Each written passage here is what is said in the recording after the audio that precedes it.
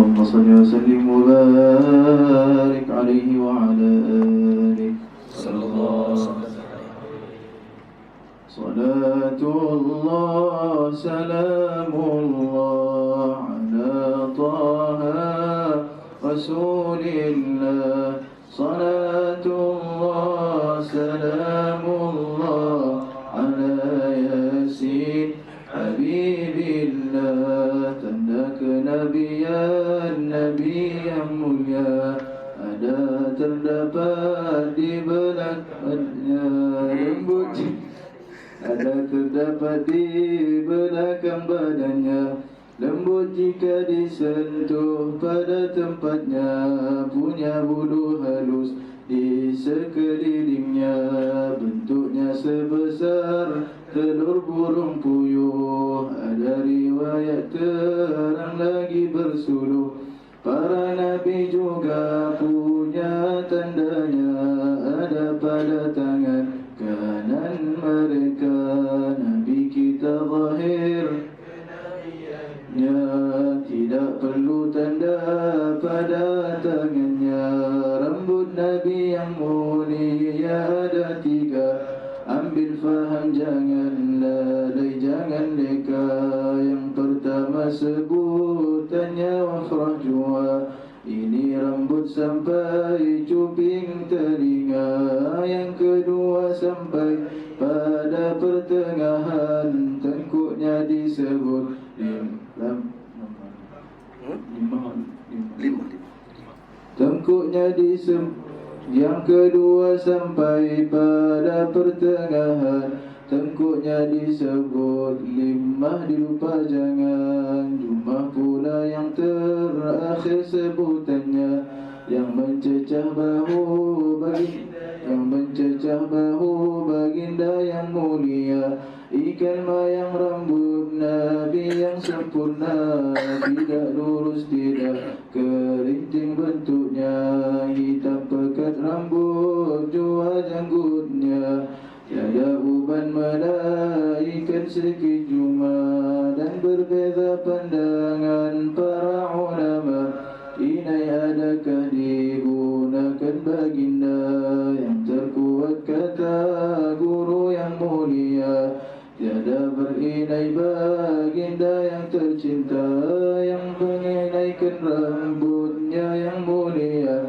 Para sahabat baginda yang setia bertabaruk dengan rambut baginda, tidak ingkar melainkan yang buta. Jika kamu tidak mahu percaya, tidak ingkar wakil hanya yang gila. Dan baginda menyarankan pada kita agar memuliakan rambut jangan hina, rapikannya dengan yang mulia dari pokok yang didoakan nabinya. Dan lelaki jangan kerap menyisirnya, itu sikap wanita jangan lupa. Ikutilah petunjuk Nabi yang mulia, takkan rugi di akhirat dan dunia. Tamam. Bismillahirrahmanirrahim. Bab pada menyatakan tentang khatamun nubuwah. Tanda kenabian Nabi yang mulia ada terdapat di belakang badannya. Yang pertama, tanda Nabi yaitu disebut sebagai khatamun nubuwah, ada di belakang badan Nabi kita Muhammad sallallahu alaihi wasallam. Di bahagian mana? Di bahagian kiri, berbetulan dengan jantung Nabi kita Muhammad sallallahu alaihi wasallam. Ada hadis di bawah. Baik, bagaimana bentuk khatam tersebut? Adakah ada tulisan seperti mana yang disebut oleh sebagian orang bahawa ada khatam nubuwah yang dilekat di kereta dan sebagainya itu? Kita katakan mungkin itu khatam nubuwah yang dimaksudkan tidak adalah cop, bukan khatam yang ada diletakkan di belakang badan Rasulullah sallallahu alaihi wasallam. Karena badan baginda Rasul di belakang badan Nabi kita Muhammad ada tanda yang tidak ditulis apa-apa. Tandanya apa dia? Tandanya adalah lembut jika disentuh pada tempatnya, punya bulu halus di sekelilingnya. Jadi daging yang timbul sebesar telur burung puyuh. Yang ada bulu-bulu halus di sekeliling khatam nubuwah tersebut. bentuknya sebesar telur burung puyuh. Ada riwayat terang lagi bersuluh. Jadi ada riwayat yang menyebutkan bahawa besarnya ada sebesar telur burung puyuh. Ada yang kata sebesar telur burung merpati. Ada satu lagi riwayat sebut seperti sebesar telur burung unta. Nah, sebesar telur burung unta. Jadi mana satu yang tepat ni? Atau ada sebahagian pandangan kita sebesar genggaman. Kalau telur burung puyuh besar ni saja. Ada yang kata sampai sebesar genggaman macam ni. Macam sak penumbu ni. Gabungan di antara riwayat kata para ulama ini berbeza mengikut kepada keadaan pada waktu tersebut. Dan juga ada yang melihat khatam nubuah yang ada pada badan Nabi kita Muhammad SAW warnanya kemerah-merahan. Ada yang melihat pada waktu tersebut warnanya seperti agak kehitaman sedikit. Ada yang kata melihat seperti warnanya kehijau-hijauan. Itu pun melihat kepada ahwal dan juga keadaan tubuh Nabi pada waktu tersebut. Jadi dia akan berubah mengikut kepada tubuh badan Rasulullah SAW. Dan di dalam riwayat disebut bahawa tanda kenabian tersebut setelah Nabi kita wafat diangkat oleh Allah Subhanahu wa taala. Sebahagian pandangan mengatakan masuk ke dalam tubuh badan Rasulullah, sebahagian lagi mengatakan bahawa diangkat. Ini seperti yang disebutkan oleh Sayyidatuna ada seorang sahabat perempuan Nabi kita Muhammad sallallahu alaihi wasallam. Saya disebut di sini. Di tempat lain saya sebut mungkin. Nah, beliau telah memegang setelah Nabi wafat, beliau telah memegang di belakang badan Rasulullah. Dicarinya khatam nubuah, tidak ada. Maka kata beliau telah terangkat khatam nubuah, maknanya Rasulullah telah wafat. Pada waktu itu para sahabat masih lagi berbincang, adakah Rasulullah wafat ataupun Rasulullah hanya pergi seperti mana kata Sayyidina Umar, bertemu dengan Allah dan kemudian akan kembali semula. Nah, Sayyidina Abu Bakar tak datang lagi pada waktu tersebut. Jadi, sahabat perempuan ini dia yang pegang, mungkin berlapik, pegang, dan pada waktu tersebut tersentuh belakang badan Nabi dan tidak ada lagi khatam nubuah. Dan kata beliau, antara tanda Rasulullah wafat akan diangkat khatam nubuah tersebut. Maka itu tanda Rasulullah telah wafat. Dan ada beberapa faedah sebut di sini. Faedah, sebahagian ulama mengatakan jika seseorang mempunyai tahi lalat yang terdapat bulu di atasnya, maka dia akan mendapat banyak ujian. Ni kalau kata ada seorang ada tahi lalat kat belakang badannya. Nah, kemudian di atas tahi lalat yang belakang badan tersebut ada bulu. Kita tengoklah. Maka kata para ulama, ni Imam Bajuri yang sebut, maka dia akan mendapat banyak ujian, serta ahli keluarganya juga akan ditimpa sesuatu yang tidak disukainya kerananya, seperti mana Rasulullah SAW mendapatkan ujian. Dan kematiannya disebabkan racun. Dan begitulah keadaan baginda Nabi SAW, yang sangat banyak dikenakan ujian, serta keluarganya Bani Hashim juga mendapat ujian kerana mempertahankan Nabi SAW. Baginda juga wafat kerana terkena racun, seperti yang disabdakan oleh Nabi kita Muhammad SAW. Dan Nabi sebut, mazalat aklatu Khaybar tu'awiduni fahada awanu inqita'i abhuri. Jadi ini perkataan Rasulullah yang Nabi sebutkan jelas bahawa kewafatan Rasulullah adalah disebabkan kerana racun Khaybar yang kuat. Dan sampai terputus, kata Nabi, hampir terputus urat jantungku, kata Rasulullah. Awan inqita' abhuri. Jadi itu terputus urat jantung Nabi kita Muhammad SAW, sampai macam tu sekali. Cuba balik tengok belakang badan kita ada tak? Apa ni, tahi lalat. Atas tahi lalat ada bulu. Baik. Kena racun, kena santau, kena apa, kena racun semua. Ya. Bukanlah mesti makan racun tikus. Tak. Diracun oleh orang. Makan racun tikus itu bunuh diri. Baik. Kemudian saya sebut sini, para Nabi juga punya tandanya. Ada pada tangan kanan mereka. Nah, para Nabi juga punya tandanya, ada pada tangan kanan mereka. Jadi ada tanda pada tangan kanan para anbiya alaihi wassalatu wassalam. Jadi Nabi-Nabi ada juga khatam nubuah, cuma pada tangan. Bukan seperti Rasulullah sallallahu alaihi wasallam. Rasulullah tandanya di belakang. Dan ini disebutkan oleh Al-Imam Al-Bajuri seperti yang dinakalkan oleh beliau daripada Mustadrak karangan Al-Imam Hakim Naisaburi. Nah, daripada Wahb, kata beliau, tidaklah diutuskan seorang nabi melainkan terdapat padanya tanda kenabian pada tangan kanan mereka, melainkan baginda Nabi sallallahu alaihi wasallam yang terdapat tandanya di belakang. Dan ini kata Imam Suyuti radhiyallahu anhu di dalam kitab beliau Kifayah Talibil Habib ila Khasaisil Habib, ini Khasaisul Kubra. Ya, kata beliau, Rasulullah ini adalah khususiat bagi Nabi kita Muhammad sallallahu alaihi wasallam. Itu saya sebut, Nabi kita zahir kenabiannya tidak perlu tanda pada tangannya. Jadi Nabi tidak perlu tanda pada tangan Nabi kita Muhammad sallallahu alaihi wasallam, karena tanpa melihat tanda, melihat wajah Rasulullah sudah cukup untuk mengetahui bahawa beliau adalah Nabi Allah Subhanahu wa ta'ala. Maka kerana itu diletakkan tanda di belakang. Baik, bilakah tanda itu ada? Faedah, kata ulama, khatam nubuwah ini dilahirkan bersama dengan Rasulullah kan?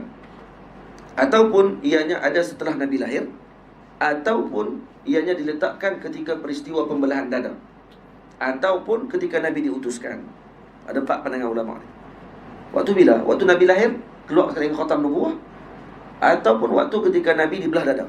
Waktu tu baru diletakkan khatam nubuwah, ataupun waktu ketika mana Nabi diutuskan oleh Allah jadi Rasul pada umur 40 tahun, baru ada khatam nubuwah, ataupun waktu ketika mana setelah Nabi lahir. Maksudnya bersama Nabi lahir, setelah Nabi lahir, waktu dibelahkan dada, ataupun waktu ketika Nabi diutus menjadi Rasul. Maka kata Imam Ibn Hajar Al-Asqalani, pandangan yang terkuat adalah yang ketiga. Ketiga yang mana? Iaitu ketika peristiwa pembelahan dada Nabi SAW. Jadi khatam nubuwah itu wujud setelah Nabi dibelah dada. Nah, dan ini juga dijazamkan oleh Al-Imam Al-Qadhi Iyad rahimahullahu ta'ala. Baik. Jadi dalam bait yang ke-20, Nabi kita zahir kenabiannya tidak perlu tanda pada tangannya. Jadi kata Syekh Yusri hafizahullah ta'ala dalam syarahan kepada khususiat tersebut, kata beliau, kerana tanda-tanda ini diletakkan untuk umat mengetahui bahawa ini Nabi. Itu di antara rukun bagi Rasul, Anbiya alaihi wassalatu wassalam, dan juga para mursalin. Mereka kena bagi tahu kepada umat bahawa mereka Rasul. Dia kena bagi tahu. Tujuan apa bagi tahu? Walaupun mereka tidak ada umat, tidak ada Nabi yang tidak diutuskan untuk tidak diarahkan untuk menyampaikan dakwah, karena mereka Nabi sahaja, bukan Rasul kan? Lam yu'mar bitablighi, tak diarahkan untuk menyampaikan syariat. Faham? Jadi para anbiya yang datang macam tu, mereka tak diarahkan. Baik, wajib tak mereka bagi tahu kepada umat tentang kenabian mereka? Kata ulama, wajib bagi tahu. Tujuan untuk apa? Untuk dihormati dan juga dijaga peribadi mereka daripada dihina, sehingga menyebabkan umat diturunkan bala. Maka dia kena beritahu, saya Nabi. Baik, bila ada tanda di tangan, maka ini ma'ruf di kalangan umat pada waktu tersebut bahawa yang ada tanda di tangan tersebut adalah Nabi akhir zaman. Bila tengok tanda, dia beritahu tadi Nabi. Beza dengan Rasulullah. Rasulullah tidak perlu tanda tersebut karena zahir kenabian Nabi kita Muhammad sallallahu alaihi wasallam, dan ini adalah khusus kepada baginda Rasul sallallahu alaihi wasallam. Lepas tu tanda kenabian Nabi ini lahu sir. Tanda khatam nubuwah tu ada sirnya yang agung, dan disentuh oleh beberapa orang sahabat dan dilihat oleh beberapa orang sahabat. Terus bab yang pada menyatakan tentang rambut baginda Nabi dan yang berkaitan dengannya, itu berkaitan dengan sisir, bentuk rambut Nabi, nama-nama rambut, bentuk nama-nama rambut yang disimpan oleh Rasulullah, limah, jummah, wafrah, di mana satu, nanti kita akan tengok. Baca satu bab sampai bait yang ke-35. Sila. Surah ini tak?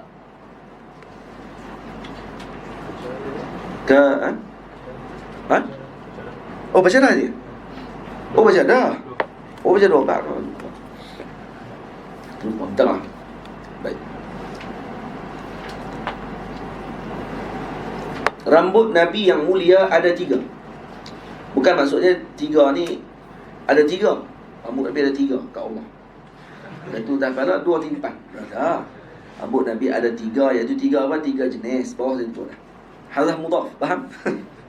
Hazah mudhaf. Jadi ada 3, iaitu 3 jenis. Ambil faham, jangan lalai, jangan leka. Yang pertama sebutannya wafrah jua. Ini rambut sampai cuping telinganya. Jadi yang pertama rambut namanya wafrah. Berdasarkan hadis yujawizu sya'ruhu syahmata udhunayh idza huwa wafrah. Wafrah, boleh sebut mana, tidak ada masalah. Jadi wafrah rambutnya sampai ke cuping telinga. Rambut yang mana yang sampai cuping telinga ni? Rambut belakang? Rambut bahagian depan. Saya lukis di depan Syekh Yusri. Saya lukis kemudian saya tunjuk pada Syekh. Rambut wafrah macam ni ke Syekh? Maknanya rambut bahagian remoh depan ni dilepas sampai ke cuping. Saya tanya, ni yang maksudnya. Kalau rambut kita kalau belakang ni, kalau kita pergi kat kedai, kita suruh dia potong, bagi sama betul dengan cuping telinga, tak ke pelik ke belum? Rambut belakang sama dengan cuping telinga. Awak dapat takut pelik ke? Nampak pelik kan? Ada rambut Nabi tak macam tu. Jadi maksud cuping telinga ni rambut depan, baru dilepaskan sampai ke cuping telinga, maksudnya. Dan saya iakan ya, ini maksudnya. Yang kedua, sampai pada pertengahan tengkuknya. Pertengahan tengkuknya. Bukan sampai pertengahan betul-betul tingkat tu dah. Jadi dia gabungkan sambung. Yang kedua, sampai pada pertengahan tengkuknya disebut limah, dilupa jangan. Bukan limah tu tengkuk, pertengahan tengkuk tu. Faham tak? Syair gini macam sama syair Arab je lah. Sama je lah dia punya cara bacaan tu.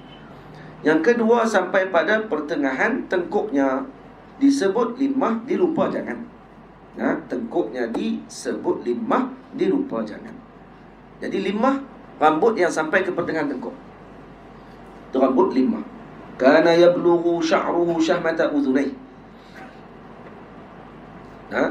Syahmata udhunayh. Di sini ni Allah Sayyidina Muhammad, yang tu pun masih lagi hadis wafrah. Kemudian hadis yang sampai ke pertengahan tengkuk, wa kana lahu sya'run fawqal jummati wa dunal wafrah. Fawqal jummah, atas sikit pada jummah, wa dunal wafrah, bawah sikit pada wafrah.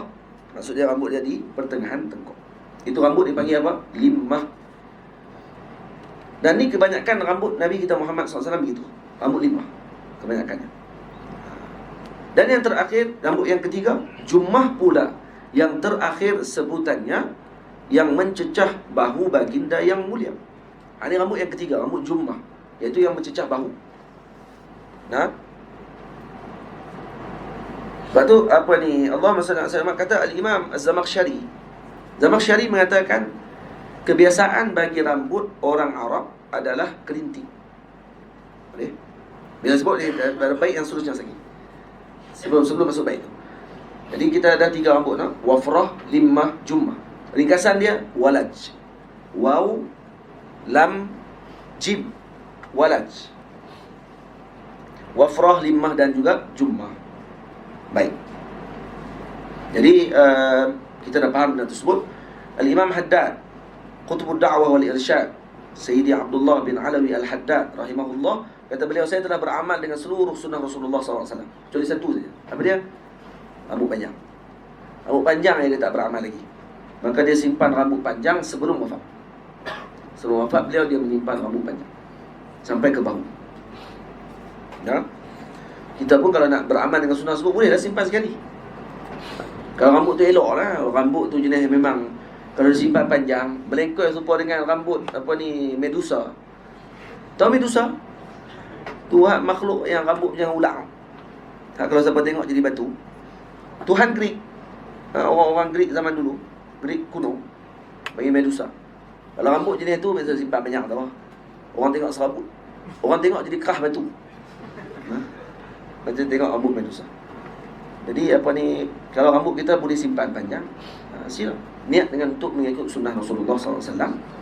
Dan kemudian kalau nak potong pun tak ada masalah, sebab kita dah pernah sekali mengikuti sunnah Rasulullah SAW. Baik. Ikal mayang rambut Nabi yang sempurna, tidak lurus, tidak kerinting bentuknya. Rambut Nabi ikal mayang. Jadi sebab tu kata Zamakhsyari, kebiasaan bagi rambut Arab adalah kerinting. Manakala orang ajam pula, rambut mereka kebiasaannya lurus. Allah Ta'ala menggabungkan kedua-duanya kepada Rasulullah. Kenapa rambut Arab keriting? Kerana suasana, cuaca. Cuaca negeri tersebut menyebabkan rambut dia tak boleh jadi lurus macam rambut orang-orang ajam. Kita negara kita khatulistiwa. Mak rambut, kalau yang lahir dia kerinting tu, dia kata apalah, dia ni lahir kot. Cuaca apa ni? Dan rambut jadi kerinting ni, tak, bukan tu maksud dia. Maksud saya ni, kebiasaannya. Kalau keluar dia kerinting, nak buat macam mana? Tapi kalau kata dia lahir rambut dia lurus, kebiasaan bagi ajam macam tu. Tapi kalau kita tengok rambut orang putih, Mak Saleh, lagi lah, rambut jadi merah. Tak pakai dye pun rambut merah. Ada rambut warna putih. Putih tu putih yang macam perak tu. Tidak? Kemudian rambut dia pun lurus, sehingga macam pelakon-pelakon Hollywood tu lah. Rambut-rambut dia pun mungkin ada bondi pun ada juga tu. Boleh. Kerana apa? Kerana suasana, cuaca dan sebagainya yang menyebabkan rambut macam tu. Rambut hati-hati Korea. Apa tengok itu? Sebab dia pun negara sejuk dan sebagainya. Mesir pun sejuk tak? Tapi awak kerintin. Buat macam mana? Dia Khalij, belah ni bukan Khalij. Ni apa ni? Afrika ni, dan juga belah Khalij Arab, yang kawasan yang panas dan sebagainya, rambut mereka akan kerinting. Tapi ajaib, Rasulullah lahir di tempat yang panas. Mekah ni negara panas. Tempat yang panas, tapi rambut Nabi tak macam Arab. Rambut Nabi tak macam Arab lain. Rambut Nabi ikal mayang, tidak kerinting, tidak terlalu lurus. Digabungkan kedua-dua tersebut, maka menjadikan Rasulullah yang tercantik. Dan rambut Nabi pula sentiasa dalam keadaan yang rapi. Rambut Rasulullah SAW. Rambut Sayyidina Isa AS seakan-akan sentiasa basah, macam baru keluar daripada hammam. Dan Sayyidina Isa AS dikatakan rambutnya seakan-akan macam menitik air daripada rambutnya sentiasa. Rambut dia macam tu, macam keluar daripada spa. Waktu rambut Nabi Allah Isa AS, baginda Rasul SAW, rambutnya yang terbaik. Baik, ikal mayang rambut Nabi yang sempurna, tidak lurus, tidak kerinting bentuk. Hitam pekat rambut jua janggutnya, tiada uban melainkan sedikit cuma. Jadi sedikit saja uban yang ada pada rambut dan juga janggut Rasulullah SAW. Walaupun Nabi semakin meningkat usia Rasulullah, tapi uban yang ada di kepala Sayyidina Abu Bakar lebih banyak daripada uban yang ada di kepala Rasulullah SAW. Walaupun Sayyidina Abu Bakar lebih muda daripada Rasulullah. Sayyidina Abu Bakar muda daripada Rasulullah 3 tahun. Waktu Nabi diutus umur 40, Sayyidina Abu Bakar umur 37. Sayyidina Osman, Sayyidina Umar muda 10 tahun daripada Rasulullah. 10 tahun. Minta maaf, 10 tahun. 10 tahun daripada Sayyidina Abu Bakar. 10 tahun daripada Sayyidina Abu Bakar. Jadi umur Sayyidina Umar waktu tu 27 tahun. Jadi Sayyidina Abu Bakar umur 37, Sayyidina Umar umur 27. Boleh? Jadi hitam pekat rambut Nabi, juga janggut Nabi kita Muhammad. Tak ada uban melainkan sedikit cuma. Sikit sahaja. Kata Sayyidina Anas bin Malik, ma'adattu fi ra'si Rasulillah wa lihyatihi illa 14 sya'ratan bayda. Ada 14 saja janggut, uban yang ada pada janggut dan juga rambut Nabi kita Muhammad sallallahu alaihi wasallam. Tidak ada nak i'tina, perhatian yang diberikan oleh orang terhadap seseorang melainkan perhatian sahabat kepada Rasulullah. Sampai uban pun kira. Kita orang sayang pergi berjana kat kita, orang tak kira uban kita. Tak ada kerja. Bini kita yang paling hampir dengan kita pun takkan kira. Anak kita yang duduk selalu dengan kita pun, dia pun tak ada nak kira. Berapa nak kira rambut apa? Rambut walid dia, rambut ayah dia, rambut daddy dia, rambut papa kan? Dan sebut bila apa kan? Takkan terkira, tak ada kerja. Tapi Rasulullah dikira uban. Dikira uban. Berapa rambut, berapa helai di kepala, berapa helai yang ada di janggut Nabi kita Muhammad sallallahu alaihi wasallam. Dan yang mengira uban Nabi kesemuanya kanak-kanak yang umurnya masih kecil waktu itu. Siapa yang riwayat? Sayyidina Abdullah bin Umar. Siapa yang riwayat? Sayyidina Anas bin Malik. Kesemua mereka ni sahabat yang kecil. Yang masih kecil bersama dengan Rasulullah sallallahu alaihi wasallam. Bukan sahabat kecil dengan istilah, dengan salah faham. Sahabat kecil dengan istilah lain maksud dia pula. Sahabat kecil maksud sahabat yang waktu Nabi wafat banyak mengambil daripada sahabat yang besar. Dan Sayyidina Anas bin Malik sahabat besar, Sayyidina Abdullah bin Umar sahabat besar. dari segi istilah. Tapi sahabat kecil pada umur. Itu maksudnya.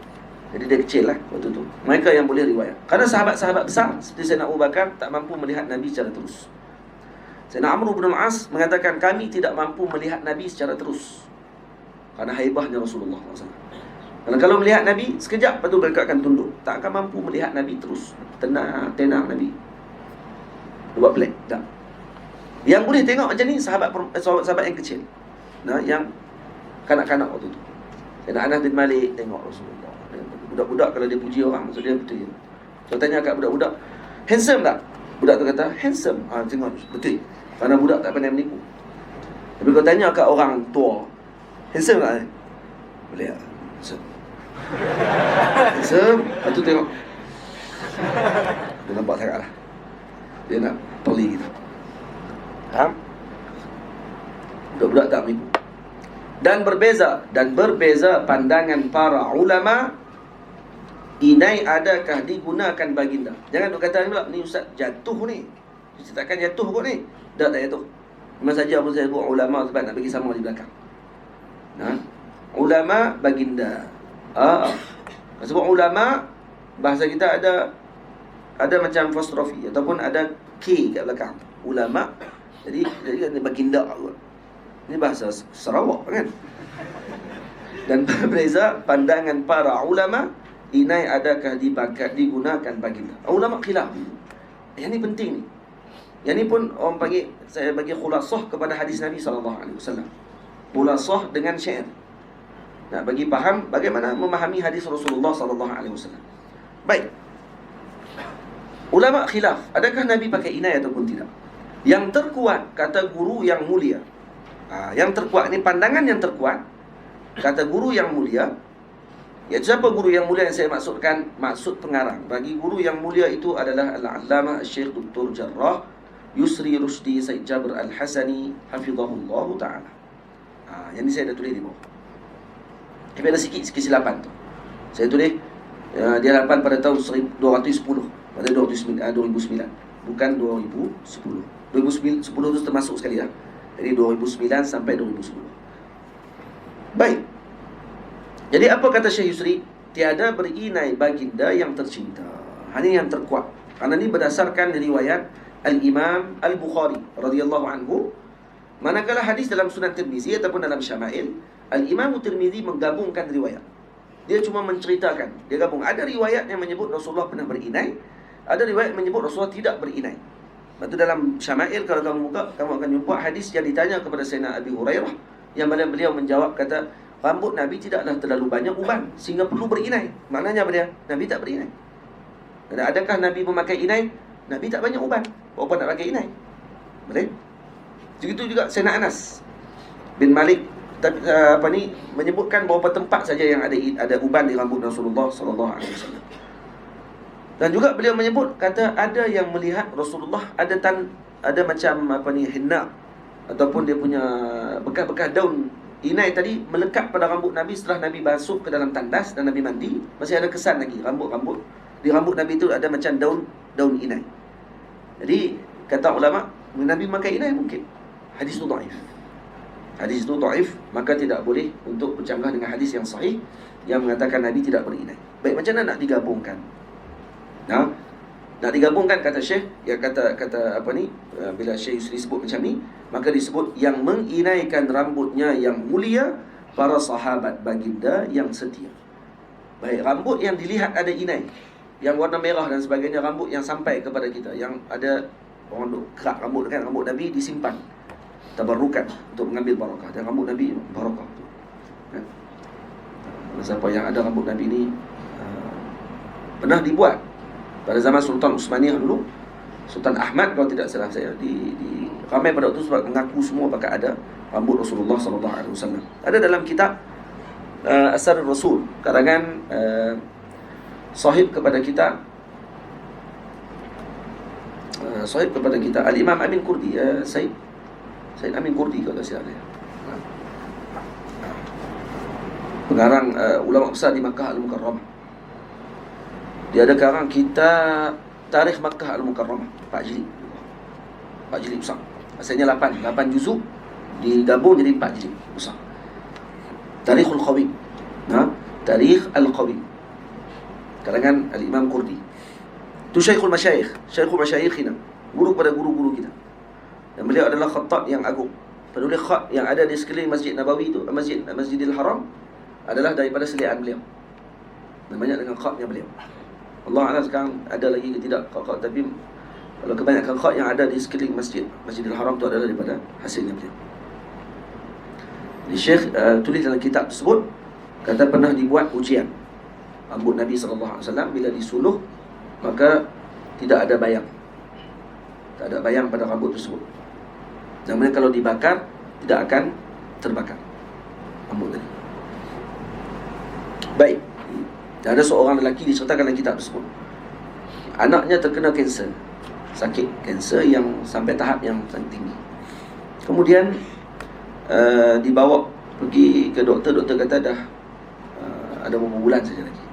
Dalam ilmunya doktor, bukan dia beramal kata nak mati, tak. Orang kata kalau kita berdasarkan sakit ni gini. Maka akhirnya ada orang bagi cadangan, suruh pergi jumpa dengan satu keluarga ahli bait, keluarga Nabi SAW yang ada di Madinah Al-Munawwarah. Dan lelaki ni pergi, bawa dan ikhtiar, diletakkan rambut yang ada dalam keluarga tersebut, yang mereka simpan rambut Rasulullah di atas kepala anak dia setiap hari selama 2 minggu. Dan kesan daripada letak tersebut, lepas 2 minggu pergi cek kepada doktor, hilang kanser tersebut. Macam ini rambut Nabi kita Muhammad SAW, dan ada sampai sekarang. Masih ada sampai sekarang. Baik. Yang menginaikan rambutnya yang mulia para sahabat baginda yang setia. Baik. Di bawah tu saya ada sebut faedah. Faedah telah disebut dalam Al-Matamih dan selainnya, bahawa berinai dengan warna kuning itu adalah perkara yang disukai kerana Allah Subhanahu wa taala telah menunjukkan kepada pujian terhadap warna kuning. Seperti dalam firman-Nya, innaha baqaratun safra'u faqi'un launuha tasurrun nadhirin. Dia Allah Taala puji warna safra, kerana safra tasurrun nadhirin. Maksudnya menyukakan orang yang melihat warna kuning tersebut. Dan dinaqalkan daripada Sayyidina Ibnu Abbas radhiyallahu anhuma bahawa beliau menyebut, sesiapa yang memakai capal yang berwarna kuning ketika ingin menunaikan suatu hajatnya, maka ianya akan diperkenankan. Ini kerana hajat Bani Israel diperkenankan oleh Allah Ta'ala dengan menggunakan kulit yang berwarna kuning tersebut. Dan ini kelebihan warna kuning. Sayyidina Ali karamallahu wajhahu alaihi salam juga sangat suka memakai capal yang warnanya kuning. Ini kerana warna kuning adalah warna yang menunjukkan kepada kegembiraan. Ini seperti yang disebutkan oleh jumhur mufassirin. Sayyidina Ibnu Abbas juga mengatakan, warna kuning itu menenangkan jiwa serta menghilangkan kedukacitaan. Sayyidina Ibnu Zubair dan Yahya bin Abi Katsir radhiyallahu ta'ala anhuma melarang seorang memakai capal yang berwarna hitam kerana ianya mewarisi kedukacitaan. Jadi saya pun macam tu juga, tak suka pakai warna hitam, tak suka. Kasut kalau tak ada, saya tak ada saya warna kasut warna hitam. Kecuali sekolah dulu ya. Itu sekolah sebab tadi pakai kasut warna koko. Kuning di sini, adakah safra tadi maknanya kuning betul? Ada pun kuning di sini juga dengan makna bunyi. Boleh jadi. Dengan makna bunyi pun boleh jadi. Bunyi maksudnya warna koko tu, macam koko kulit. Maknanya gitu. Okay. Maksudnya bunyi. Itu suruh Ustaz Luqman pergi ke Maghribi, beli kasut capal Maghribi tu, beli warna kuning. Kerajaan Turki Uthmaniyah dulu, para ulama mereka pakai kasut warna biru. Kasut mereka ni, capal mereka warna biru. Sorban mereka warna putih. Besar pula sorban. Kita tengok gambar-gambar para ulama pada zaman tersebut. Gambar ni lah gambar-gambar lukisan. Sorban besar, kasut biru. Apa makna dia? Kenapa pakai kasut biru? Kenapa ulama dibenarkan kasut biru pada zaman tersebut? Ana nak tafaul. Putih tadi adalah warnanya awan. Manakala biru pula adalah warnanya langit. Lihat di siang hari. Maka ilmu mereka tingginya seperti langit dan tingginya seperti awan, maka dibenarkan mereka memakai yang seperti itu. Faham? Untuk menunjukkan ketinggian ilmu. Maka dia pakai kasut warna biru, capal warna biru dan juga sorban warna putih. Dia beli kasut warna biru. Beli warna biru pakai tu, oh, alim ni. Zaman dulu kalau orang pakai kasut biru tu, pakai sorban tu, ni alim besar ni. Ada biru tu menunjukkan ilmu dia. Nah. Zaman lah kalau biru tu, mungkin dia geng hip hop dan sebagainya. Tapi kalau pakai zaman sekarang dah tak terkenal lagi dengan perkara tersebut. Dan biasanya juga ulama pakai sorban besar ni, biasanya tu kain kapan dia. Sekali kain kapan dia, sekali dia akan dikapalkan kain tersebut. Pakai ikut badan kita lah. Kalau ilmu kita, Masya Allah, Tabarakallah, pakai dengan ini dengan sorban lagi, lepas tu bubuh pula kain pula, selendang pula atas kepala. Dah pakai selendang atas kepala dah, buh lagi selendang dekat bau. Dah bau selendang kat bau, selendang pula kat pinggang. Banyak kat rumah tu. Dia bawa semua di selendang tu, pakai semua. Jubah 2 lapis, 4 lapis jubah, 2 lapis kat badan, 2 lapis kat rumah, simpan. Nah, kita pakai ni kira Masya Allah, Tabarakallah. Tengok-tengok bodoh, faham? Tak boleh apa, tak boleh. Lepas tu pakai ikut badan kita lah. Kalau masyaikh tak apalah, pakai macam tu tak ada masalah. Baik, boleh faham tak? Bertabaruk dengan rambut baginda, tidak ingkar melainkan yang buta. Dia bertabaruk dengan rambut Rasulullah SAW. Jadi kita dah cerita tadi ni, saya dah cerita pasal rambut Nabi, lepas tu orang tabaruk apa semua sekali tu kan. Tiba-tiba cerita tu, takut orang kata, apa ni tabaruk. Jawapan tu dia nak cerita tadi ni jawapannya. Bertabaruk dengan rambut baginda, tidak ingkar melainkan yang buta. Karena para sahabat menghinakan rambut Nabi, bukti kata sahabat menyimpan rambut Nabi. Baik, buat nak sahabat ni simpan kalau tak ada faedah apa? Simpan apa kalau tak ada faedah? Dan sahabat mustahil adat mereka melakukan perkara yang tidak ada faedah. Ada orang yang bijak, kalau dia lakukan apa sahaja pasti ada faedah. Tak ada kerja dia buat kalau tak ada faedah. Saja-saja buat orang awak buat macam tu saja. Boring. Nah, tak ada kerja apa buat. Tu orang panggil tak ada kerja. Tak, sahabat mesti akan buat dengan benda yang ada faedah kepada dunia dan akhirat mereka. Maka mereka lakukan tadi untuk tujuan apa dia? Tujuannya bertabarruk. Maka saya sebutkan bertabarruk dengan rambut baginda, tidak ingkar melainkan yang buta. Jika kamu tidak mahu percaya, tidak ingkar waqi' hanya yang gila. Faham? Kalau tak mau percaya juga, mana ada. Tak boleh. Orang gila ya ingkar waqi' ni. Ada hadis. Para sahabat buka hadis, tekuk kat muka Wahabi tu, pun tak mau pakai juga. Tak boleh kata apa lah. Kerana yang ingkar waqi' ni orang gila ya. Ingkar hakikat di depan orang gila je. Dia tak kata orang gila pun kata dia tak ngaku, kata dia pun tak akan ingkar waqi' depan dia. Ada lubang depan tu. Orang gila kalau dia tengok pun dia kata ada lubang. Tapi kalau dia gila lagi, ada lubang depan tu, mana ada tu gambarannya terjun dalam lubang. Ingkar waqi'. Apa lagi ingkar waqi'? Saya kata saya lapar. Lepas tu dia ingkar. Apa lapar? Lapar apa? Lah, ikut suka aku lah, aku yang lapar. Aku yang lapar nak ingkar apa? Yang waqi'nya sekarang ni aku yang lapar. Yang nak ingkar apa ni? Mana ada lapar? Oh, ini yang tu kena minta maaf. Abang dia kata, kita bincang balik, dia kena duduk rumah sekali. Kita ni bahaya. Takut mana-mana dia naik atas kita, tikam kita mampu. Ni gila ni orang ni. Tak boleh kawan. Jadi orang yang ingkar waqi' ni orang gila sahaja. Lepas tu kata para ulama, al-waqi'u la yunkiru. Waqi' itu tidak akan ataupun realiti itu tak akan diingkari. Boleh? Dan dalam realiti, dalam sanad, dalam kitab-kitab disebut para sahabat bertabarruk, para tabi'in bertabarruk, para salafus soleh terdahulu bertabarruk. Dan main pun ada. Al-Imam Syafi'i radhiyallahu anhu bertabarruk dengan jubahnya Al-Imam Ahmad bin Hanbal. Imam Syafi'i mimpi jumpa Rasulullah. Dalam manaqib Al-Imam Syafi'i diceritakan tentang mimpi Imam Syafi'i bertemu Rasulullah untuk disampaikan kepada Imam Ahmad, murid beliau yang sedang dipenjara pada waktu itu. Jadi Imam Syafi'i hantar surat kepada Al-Imam Ahmad. Surat tadi dihantar melalui Imam Rabi'ah, anak murid Imam Syafi'i yang di Mesir. Jadi Imam Syafi'i waktu ketika hantar surat tadi kepada Imam Ahmad, Imam Rabi' yang bawa, sampai surat tadi kepada Imam Ahmad buka, Imam Rabi' tak buka isi surat tu. Amanah lah kan. Dia sampai di depan Rasulullah SAW, di depan Imam Ahmad buka. Imam Ahmad baca surat Imam Syafi'i, Imam Ahmad menangis. Maka Imam Rabi' tanya, apa dia yang diisi surat tuan guru tulis apa? Imam Syafi'i tulis apa? Sampai kamu menangis. Kata dia, Imam Syafi'i tulis, dia mimpi jumpa Rasulullah, dan Rasulullah pesan kepada Imam Ahmad agar terus sabar dengan ujian yang Allah Ta'ala ujikan. Dan Imam Ahmad pegang dengan Al-Quran, bukan makhluk. Al-Quran kalamullah. Ma'ruf itu fitnah pada zaman tersebut yang berlaku, dan kita pun tak mempanjangkan cerita tersebut.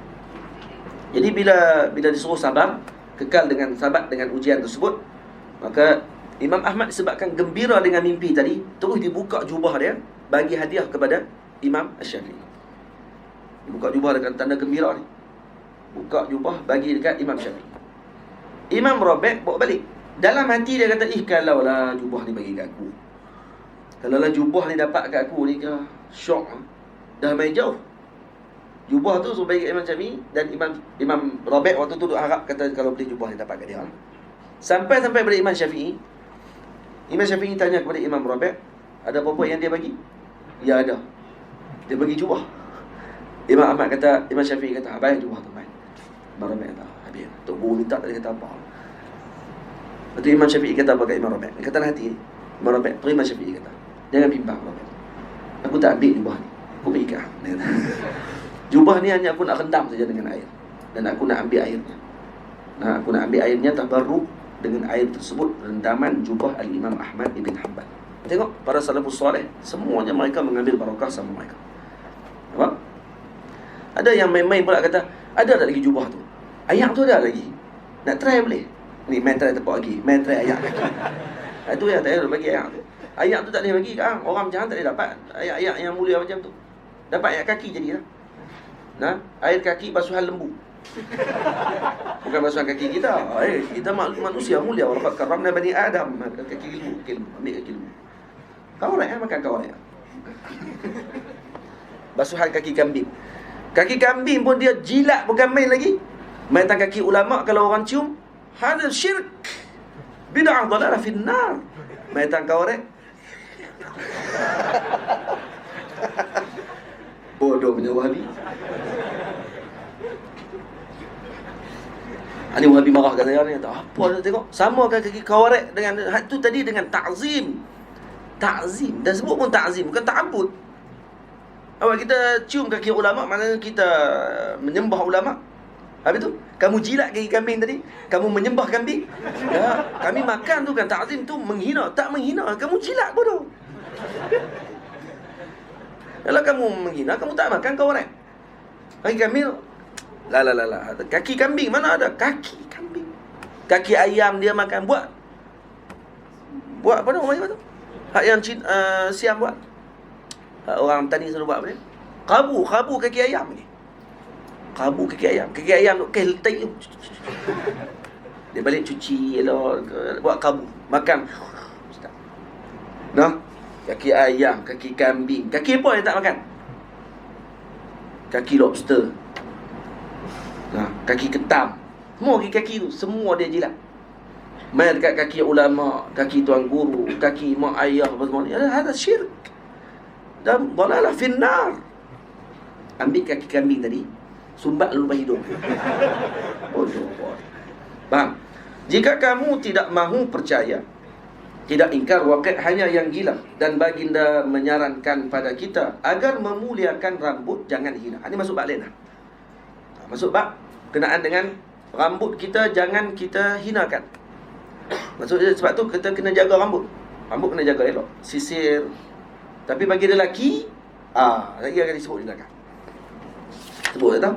Ada sebut. Kena sisir rambut, kena jaga rambut elok, laki ataupun perempuan. Sebab tu rambut Nabi tidak dibotakkan, melainkan beberapa keadaan saja. 4 kali saja Nabi botakkan rambut Nabi. Selain daripada tu, Nabi simpan rambut. Faham? Dan ada riwayat yang menyebut kata Rasulullah memotong rambut banyak kali.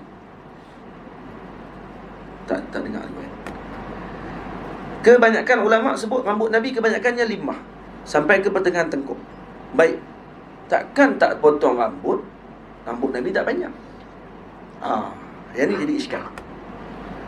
Saya terbaca ada satu riwayat Sayyidina Imam Ibn Hajar Al-Asqalani pernah menyebutkan, saya tak ingat saya ambil di mana, pernah menyebutkan, saya tak masuk dalam, saya tak ingat saya ambil di mana. Rambut Nabi pernah dilihat Nabi duduk di atas rambutnya sendiri. Nabi pernah dilihat duduk di atas rambutnya. Maksudnya apa dia? Maksudnya rambut Nabi panjang sampai ke punggung, dan Nabi pernah duduk atas rambutnya sendiri. Ada riwayat sebut macam tu. Maknanya kerana Nabi tidak gunting rambut, menyebabkan rambut Nabi panjang. Setelah tu Nabi potong dan dibahagikan rambut. Ada yang macam tu, ada yang riwayat sebut macam tu. Tapi tidak mustahil juga, kata para ulama, kalau rambut Nabi tidak dipanjangkan lagi sampai ke setakat tu, dan benda tak dipanjangkan setakat tu saja, ya boleh jadi. Faham? Jadi dua pandangan tersebut. Jadi rambut jangan dihinakan, muliakan rambut kita. Rapikannya dengan minyak yang mulia. Baik, macam mana nak jaga rambut kita? Rapikan dengan minyak yang mulia. Apa minyak dia? Dari pokok yang didoakan Nabi-Nya, iaitu daripada pokok minyak zaitun. Di bawah saya ada sebut kelebihan minyak zaitun. Dipakaikan dengan minyak zaitun. Baik. Dan lelaki jangan kerap menyisirnya. Orang lelaki jangan kerap menyisir rambut pula. Ya, kita disuruh untuk merapikan rambut kita, menjaga, memuliakan rambut kita. Tetapi lelaki jangan sama dengan orang perempuan. Lelaki jangan kerap menyisir rambut. Kalau nak pakai minyak silakan, tidak ada masalah. Tapi menyikat rambut jarang-jarangkan. Karena Nabi SAW mengatakan, Naha Rasulullah, disebutkan oleh Sayyidina Abdullah bin Mughaffal, Naha Rasulullah SAW anit tarajjuli illa ghibba. Rasulullah melarang untuk kita menyisir rambut bagi lelaki, melainkan kadang-kadang. Jadi jangan kerap sangat.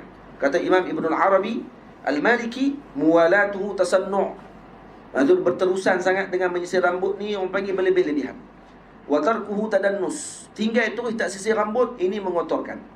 Wa ighbabuhu sunnatun, menjarang-jarangkan, ini sunnah. Jadi bagi lelaki, hari ni sikat rambut, esok tak payah sikat. Esok pakai ni, pakai tangan ni, buah minyak rambut, rapi-rapi sikit, pakai kepiah. Hadap pakai kepiah, gitu-gitu ya. Tapi jangan sampai gondrong. Tu dia rambut serupa dengan super saya. Muka hang kalau macam dengan Son Goku tak apa. Muka macam dengan kurin kan. Rambut tu dia gondrong. Orang nampak macam baru bangkit tidur. Tak ada nampak kebersihan dan sebagainya. Kena rapi, kena jaga penampilan, kena jaga. Pakai rambut, pakai jari-jari tangan kita saja cukup. Ini duduk depan cermin macam anak darah. Pegang sikat, saat dia buh kok ni tak kena, saat dia buat kok ni tak kena. Hei, kata. Ada orang panggil macam tu, orang lelaki? Ada, ramai jenis tu. Jenis nak kena sikat rapi semua. Tambah jenis pakai pomade. Lagi dia nak kena rapi rambut dia, nak kena bagi perapat elok lah apa semua benda nak keluar ni. Ya tak? Itu menyalahi sunnah Rasulullah SAW. Maksudnya kerana dia kerap menyisir rambut. Tidak, jangan kerapkan sisir rambut. Jangan jarangkan. Ighbabuhu sunnatun. Bukan kita kata haram, tidak, tapi mengikuti sunnah. Dan kalau niat ikut sunnah Rasulullah dapat pahala. Dan lelaki jangan kerap menyisirnya. Ini sikap wanita, jangan dilupa. Ini orang perempuan je sisir rambut tiap hari ni. Sisir rambut tiap hari orang perempuan silakan. Kerana mereka sya'nuhunna zina. Kerana mereka suka berhias. Tak apa lah. Kita banyak orang perempuan juga. Tak boleh. Kena ajak anak-anak pun macam tu sebenarnya. Anak lelaki kalau boleh jangan tu sikat rambut sangat. Ada hari sikat rambut, ada hari pakai sekolah. Pergi ke sekolah pakai buh kopiah atas kepala. Kalau sekolah boleh pakai kopiah. Kalau sekolah boleh pakai songkok, buh songkok atas kepala. Biarkan dia pakai penutup kepala ni daripada kecil lagi. Biasakan. Marah. Anak perempuan, elok. Sisir elok bagi. Kerana dia orang perempuan. Jadi dilatih daripada kecil suka berhias. Tak apa. Nanti dia akan bersikap macam tu. Pada suami lah. Tapi kena habaq lepas tu bila dia dah besar sikit, dia tahu kata berhias ni untuk siapa? Untuk suami saja. Dia akan tahu nanti dengan ilmu, dengan peringkat umur dia akan tahu nanti. Faham tak? Dengan didikan tadi akan membina keluarga kita insya-Allah. Ikutilah petunjuk Nabi yang mulia, takkan rugi di akhirat dan di dunia. Ikuti Nabi SAW.